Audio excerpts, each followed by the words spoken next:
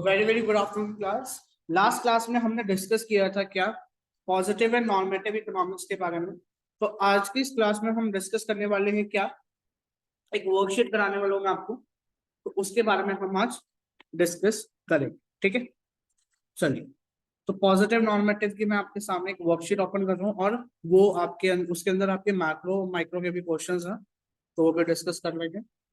चलिए, तो here we go. तो देखिए, पहला क्वेश्चन है यहाँ पे, ऑलमोस्ट 30 क्वेश्चन है आई थिंक सो, 30 से अबव ही है वैसे तो फटाफट से डिस्कस करते हैं और अपनी क्लास को इसको फिनिश करते हैं। ठीक, सबसे पहला क्वेश्चन है, the weight of earth is 6 septillion metric turns.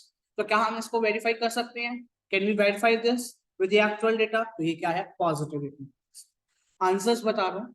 आप इस वीडियो को पॉज करिए और इन क्वेश्चंस का आंसर पहले लिखिए, फिर वीडियो को प्ले करके आंसर्स देखिए और अपने मैच। ठीक है, मैं आपको ये वर्कशीट जो है वो नीचे डिस्क्रिप्शन के अंदर गूगल ड्राइव पर लिख दे दूंगा, उस पर अपलोड कर दूंगा, वहां से आप इसका प्रिंट आउट करके भी आप कर सकते हैं। ठीक है, फिर आया second question, N increase in the minimum wage increases unemployment among teenagers. एक इंक्रीज होता है मिनिमम वेज के अंदर, उससे अनएम्प्लॉयमेंट भी बढ़ती है। क्या ये सच है? Yes, it is based on fact. It is based on fact. Fact के ऊपर बेस्ड है ना, कि अगर एक मिनिमम वेज इंक्रीज हो रहा है तो अनएम्प्लॉयमेंट भी तो बढ़ेगी। अगर जितना पैसा बढ़ेगा वेजेस, ऑब्वियसली बात है अनएम्प्लॉयमेंट भी तो बढ़ेगी यार। ठीक है ना, तो ये क्या है, positive. The tax rate on the top earners should be 75। अच्छा, तो मैं हिंट दे देता हूँ। जब भी कोई भी ऐसे क्वेश्चन है ना, 90% चांस होते हैं कि जिसमें भी शुड या ओट दिख जाए वो नॉर्मेटिव। लेकिन कुछ स्टेटमेंट्स ऐसे भी होते हैं जिनमें शुड और ओट होता नहीं, लेकिन फिर भी वो नॉर्मेटिव होती है। अभी मैं आपको बताऊंगा, इनमें ऐसे एग्जांपल्स हैं, मैंने लिए हैं ऐसे एग्जांपल्स। ठीक है, तो the tax rate on the top earner should be 75। Normative हो गया, डायरेक्टली पता चल गया। तो पॉजिटिव वाले देखना हमेशा, शुड और ओट वाले तो हमेशा नॉर्मेटिव। अब देखो, इसमें देखो फोर्थ क्वेश्चन सबसे मोस्ट इंपॉर्टेंट है, स्टार लगा लेना अगर प्रिंट आउट निकलवा लिया तो। क्यों? क्योंकि इसमें ना दो चीजें बतानी है। क्या? नॉर्मेटिव भी है, पॉजिटिव भी है इसमें। कैसे? देखो, since the price of oil is likely to rise in the future, economic problem के बारे में बता रहा है कि प्राइसेस जो है ऑयल की वो राइज होगी फ्यूचर में। ठीक है, पॉजिटिव है। बच्चे इसको इग्नोर करके आगे बढ़ जाते हैं, they should develop more nuclear energy. Should पढ़ते ही उसमें क्या हो जाता है, नॉर्मेटिव हो जाता है। वो नॉर्मेटिव करके आता है खाली, लेकिन इसमें क्या आ रहा है, पॉजिटिव भी और नॉर्मेटिव दोनों आ। ठीक है, the government should reduce, should आ गया तो ऑब्वियसली बात है क्या आएगा हमारा, नॉर्मेटिव आ जाएगा। A cut in wage will reduce the number of people who are willing to work. इसमें देखो क्या, एक कट आया वेज के अंदर, वो रिड्यूस कर देगा नंबर ऑफ पीपल को जो वर्क कर रहे हैं। ऑब्वियसली बात है, अभी हम वेज का पढ़ के आए, वेज बढ़ेगा तो अनएम्प्लॉयमेंट बढ़ेगी, तो क्या हो जाएगा, कट आया वेज के अंदर फिर से अनएम्प्लॉयमेंट हो जाएगी। तो पॉजिटिव है, फैक्ट्स के ऊपर बेस्ड है। ठीक है, high interest rate discourage many young people to buy their first home. Interest rate high होगा तो लोग बाई करेंगे? नहीं करेंगे। इंटरेस्ट रेट कम होगा तो बाई करेंगे ना। ये भी एक क्या है, फैक्ट के ऊपर बेस्ड है, तो ये भी क्या हो गया, पॉजिटिव हो गया। अगला आया, वोट दिख रहा है मेरे को, तो ये क्या हो गया, नॉर्मेटिव हो गया। क्लियर है? फिर आ रहा है आपका 10th क्वेश्चन। 10th क्वेश्चन, अच्छा 10th तो हो ही गया। अच्छा, 8th का है, 9th क्वेश्चन देखते हैं। 9th है, UK public sector debt is 60% of GDP. UK की जो पब्लिक है, पब्लिक सेक्टर है जो यूके में, उसका जो डेट है वो 60% है जीडीपी का। मतलब जो यूके की जीडीपी है, जीडीपी ऑफ यूके, उसका 60% जो है पब्लिक का क्या है, डेट। फैक्ट है, सॉरी एक्चुअल डेटा पे हम वेरीफाई कर सकते हैं इसको, तो हम लिखेंगे पॉजिटिव इकोनॉमिक्स है। द गवर्नमेंट ओट, फिर से ओट आ गया तो नॉर्मेटिव इकोनॉमिक्स हो गया। हांगकांग गवर्नमेंट शुड, नॉर्मेटिव हो गया। 12th पे आए, तो 12th में क्या आया, in UK December 2017 CPI inflation is 30%। क्या हुआ, ये पॉजिटिव हुआ। फैक्ट्स मतलब डेटा दे रहा है तो मैं डेटा देती पॉजिटिव पे जाऊं। MPC should not be concerned about the rise in CPI inflation because it is due to temporary factors. अब एमपीसी होता है, एमपीसी आप 12th में पढ़ोगे मैक्रो में, वो होता है मार्जिनल प्रोपेंसिटी टू कंज्यूम। वो कह रहे हैं एमपीसी, अभी कुछ पढ़ने की जरूरत नहीं है, अभी सिंपल स्टेटमेंट देखो, शुड नॉट बी आ रहा है, तो बताओ ये क्या है, नॉर्मेटिव पॉजिटिव? नॉर्मेटिव ऑब्वियसली बात है, शुड आ गया, वैसे तो कोई पढ़ने की जरूरत में नहीं थी। ठीक है ना। In the UK, in the UK the rate of unemployment has increased by 50% in past 3 years। Positive economics है, वेरीफाई कर सकते हैं हम इसको। ठीक है, mix economics are the best form of economic system. वो कह रहे हैं मिक्स इकोनॉमिक्स जो है ना वो best form of economic system. क्या है? Positive normative. वेरीफाई कर सकते हैं फैक्ट के ऊपर बेस्ड है, किसके ऊपर बेस्ड है, क्या है क्या नहीं। अब आधे बच्चे इसको पॉजिटिव करके आएंगे क्योंकि उस पर उन्होंने शुड नहीं देखा, लेकिन शुड इसमें लिखा भी नहीं। आप क्या देख रहे हो, अभी भी शुड नहीं लिखा हुआ। वो नॉर्मेटिव है, क्यों? वो कहते हैं मिक्स्ड इकोनॉमी जो है ना बेस्ट सिस्टम है इकोनॉमिक सिस्टम का। यहाँ पे ना तीन तरह की इकोनॉमीज होती है, मिक्स, सेंट्रल और सोशली प्लान। ठीक है, अभी हम नेक्स्ट चैप्टर जो करेंगे ना central problems of the economy उस पर पढ़ेंगे। तो जो मिक्स इकोनॉमिक्स है वो कह रहा है best form of economic system. वैसे बता दूं इंडिया जो है वो भी मिक्स इकोनॉमिक फॉलो करता है, लेकिन जरूरी नहीं है कि मिक्स इकोनॉमी की best form of economic system. ठीक है ना, तो ये नॉर्मेटिव है, ये फैक्ट के ऊपर बेस्ड नहीं है ना, इसको हम वेरीफाई कर सकते हैं। ठीक है, फिर आया increase in GDP per capita. 15th और 4th क्वेश्चन इंपॉर्टेंट है, देख लो। ठीक है, स्टार लगा लेना 15 पे भी। 16 देखो, an increase in GDP per capita income leads to an increase in living standards. ये भी आपका नॉर्मेटिव है। वो कह रहे हैं इंक्रीज हो रहा है जीडीपी पर कैपिटा के अंदर, क्या उससे लिविंग स्टैंडर्ड भी बढ़ जाएगा? जरूरी तो ना है। जीडीपी क्या होती है? Total goods and services produce in an economy per capita, मतलब पर कैपिटा इनकम बोल रहा है। क्या जीडीपी पर कैपिटा इनकम के अंदर जब भी इंक्रीज आएगा क्या लिविंग स्टैंडर्ड भी बढ़ेगा? मान लो मैंने कमाए 1000 रुपए, मतलब मैंने, चलो मैंने कमाए 1 लाख, ठीक है, महीने। ठीक है, मान लो एग्जाम्पल, मेरे साथ में एक बंदा था उसने 50,000 कमाए, क्या उसका लिविंग स्टैंडर्ड बढ़ा? मैं पहले 80,000 कमा रहा था, मैं अब 1 लाख कमा रहा हूँ, मेरा लिविंग स्टैंडर्ड बढ़ेगा। वो पहले 50 कमा रहा था, अब भी 50 कमा रहा है, तो उसका स्टैंडर्ड कहाँ बढ़ा है? तो ये क्या है? नॉर्मेटिव इकोनॉमिक्स है। क्या है ये? Normative economics. ठीक है ना। Monopolies have proved to be inefficient. Positive, ये सही बात है कि मोनोपोलीज जो होती है इकोनॉमीज, जो मोनोपोली मार्केट होती है वो क्या है? इनएफिशिएंट। ठीक है, उन्होंने प्रूव कर दिया। House price reduce once the interest rate on loan get higher. House की तो price वो reduce होगी जब interest rate बढ़ जाएगी। हाँ जी, बात सही कह रहा है। तो हमने क्या कहा? 18th का आंसर हमारा क्या आ गया? पॉजिटिव इकोनॉमिक्स आ गया। अगला कोड दिख रहा है तो मेरे को लग रहा है नॉर्मेटिव है। 20th का है, corporate profits are too high. Corporate profits है वो टू हाई, जरूरी थोड़ा। कॉर्पोरेट प्रॉफिट्स जो है, कॉर्पोरेट कंपनीज होती हैं, जो बिजनेस एंटरप्राइजेस होती हैं, तो उनके प्रॉफिट्स हमेशा हाई होंगे। क्यों? कि लॉस भी तो हो सकता है, प्रॉफिट कम भी तो हो सकता है, जरूरी तो नहीं उनको हाई प्रॉफिट ही होता रहेगा। बेटा लॉस नामक की चीज होती है। तो ये क्या है? क्या ये 20th का आंसर क्या गया? नॉर्मेटिव इकोनॉमिक्स आ गया। फैक्ट, इसको वेरीफाई नहीं कर सकते। ठीक है ना। People in the United, assumption पर बेस्ड है भाई, कॉर्पोरेट प्रॉफिट्स का हाई है प्रॉफिट्स, इसलिए कहा कि ये क्या है? Normative economics. People in the United states should save more for the retirement. वो कह रहा है कि जो यूनाइटेड स्टेट में लोग हैं ना उनको सेव करना चाहिए। शुड आ गया भाई, नॉर्मेटिव है, मैं तो सीधा यही चलूँ। मैं बस स्टेटमेंट पढ़ूंगा जिसमें शुड और वोट नहीं है, बाकी शुड और वोट वाले हमेशा ही नॉर्मेटिव रहेंगे, ये याद है।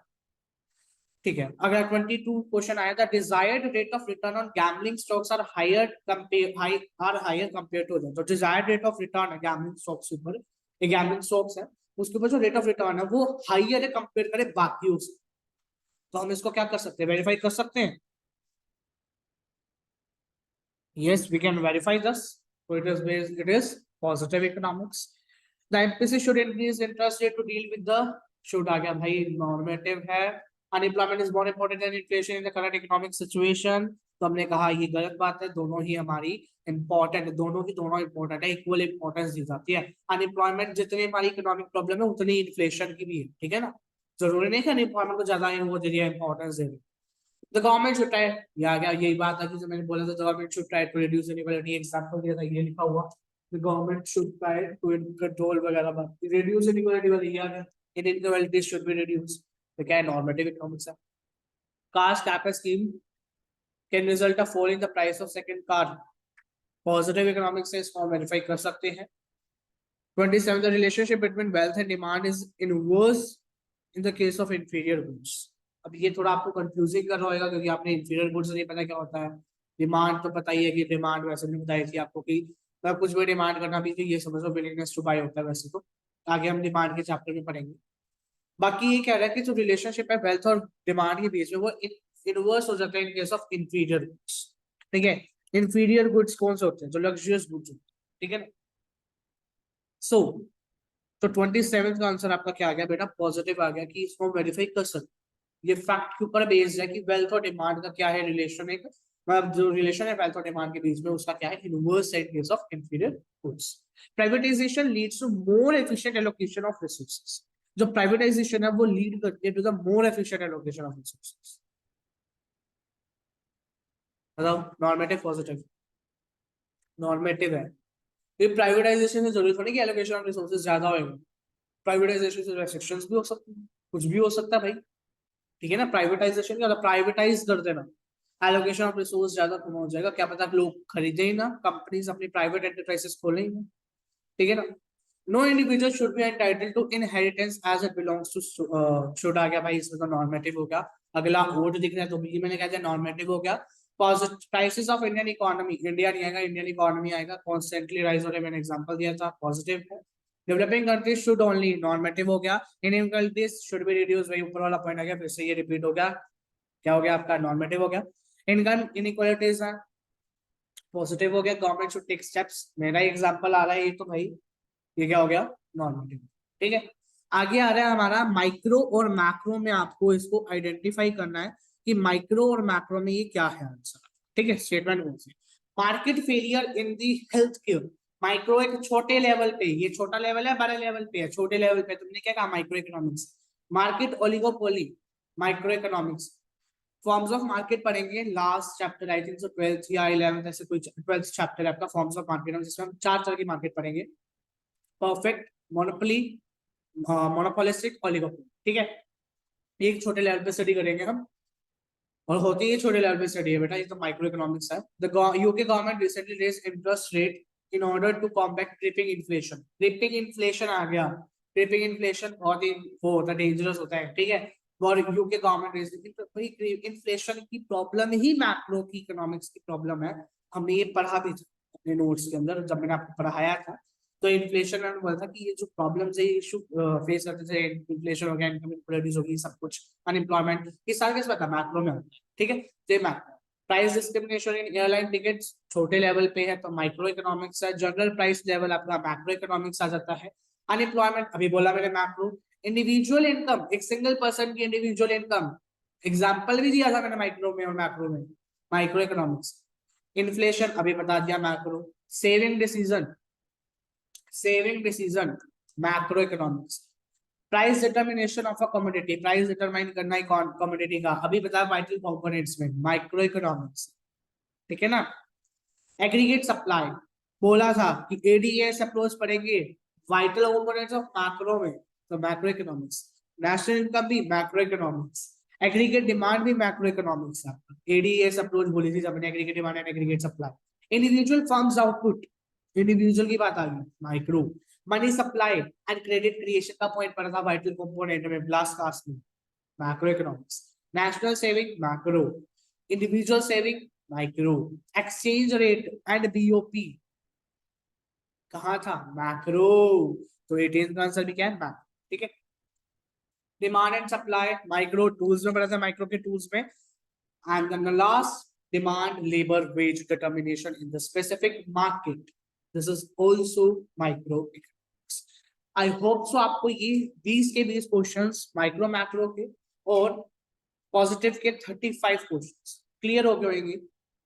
दिस इज द वीडियो जो हमने आज कवर करी है। आज हमने सिर्फ, वैसे तो था मैं इसी दिन रिकॉर्ड करी है मैंने दोनों वीडियोस, पहले पॉजिटिव नॉर्मेटिव वाली और अब ये वर्कशीट वाली, क्योंकि मैंने बोल दिया था कि वर्कशीट डिस्कस करनी है, तो मैंने सोचा वर्कशीट डिस्कस करके जाएंगे, वो वाली वीडियो भी अपलोड होगी।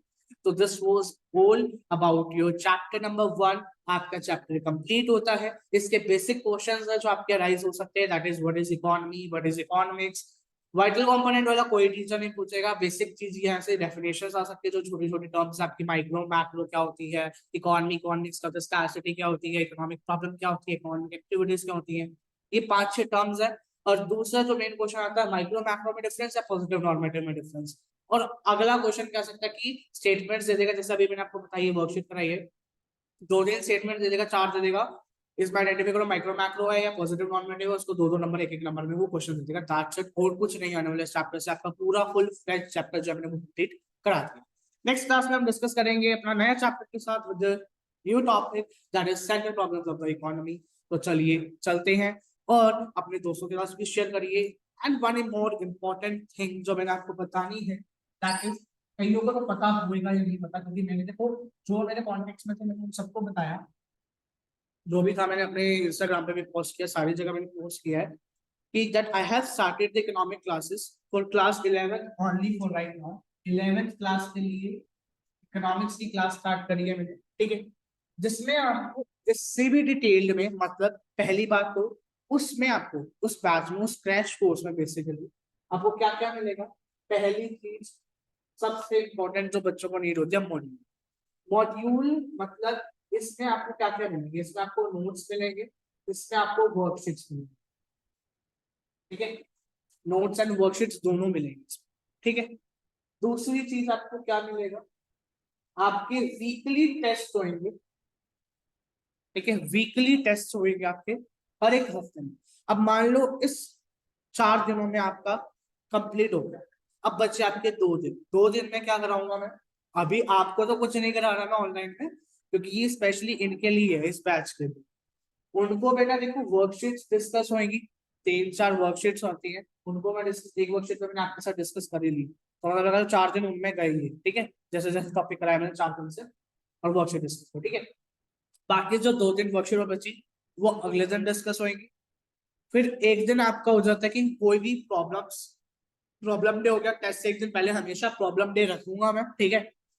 फिर आपका इसका वीकली टेस्ट, हर एक हफ्ते टेस्ट होएगा, बेशक आधा चैप्टर हुआ हो, पूरा चैप्टर हुआ हो, या 1 या 2 कंसेप्ट, हर एक चीज का टेस्ट मैं वीकली तो लूंगा ही, ये बात समझते हैं। और ऑब्वियसली बात है उस टाइम आपको लाइव क्लासेस, सबसे मेन बेनिफिट लाइव क्लास में, ठीक है। तो this was the thing, and only for this 11th class crash course अभी के लिए जो अमाउंट रखी है, that is only and only 1500 rupees, just 1500 for 12 months until your exams is not over। जब तक आपके एग्जाम खत्म नहीं होते तब तक ये आपकी क्लासेस चलती रहेगी, ऑनलाइन लगेगी, बता दूंगा जूम पे लगेगी या गूगल मीट पे लगेगी, जहां पे भी लगेगी आपकी लगेगी क्लास डेली बेसिस पे। टाइमिंग्स रहेंगी आपकी 6 to 7 p.m. as I am also having my schedule busy till 4 p.m. और sometime 3:30, तो मेरा पॉसिबल नहीं होता 4 p.m. लेना क्लासेस, तो 6 to 7 पॉसिबल हो रहा है, ये टाइमिंग है। 12 मंथ्स का कोर्स है, 1500 ओनली।